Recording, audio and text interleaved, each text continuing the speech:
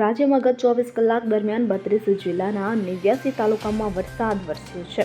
State emergency operation centre ગાંધીનગરના અહેવાલ મુજબ છેલ્લા 24 કલાક દરમિયાન વલસાડ જિલ્લાના કપરાડા તાલુકામાં રાજ્યનો સૌથી વધુ 4 ઇંચ જેટલો વરસાદ નોંધાયો. તાપીના ડોલવણમાં 2.5 તો ડાંગના સુબીર તાલુકામાં 2 ઇંચ વરસાદ નોંધાયો. આ ઉપરાંત ઉમરગામ અને ધરમપુરમાં 1.5 ઇંચ જેટલો વરસાદ સરકારી ચોપડે નોંધાયો છે.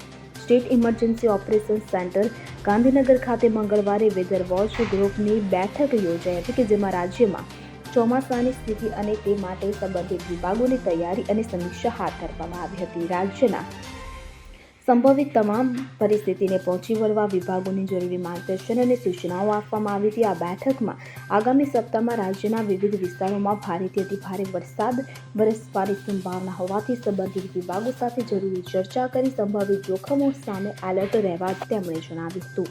Bureau report CN24 news. હવે જુઓ દેશ દુનિયાની તમામ ખબરો તમારી આંગળીના ટેરવે. ઉઠાવો મોબાઈલ અને Google Play Store પરથી ડાઉનલોડ કરો અમારી CN24 ન્યૂઝ મોબાઈલ એપ.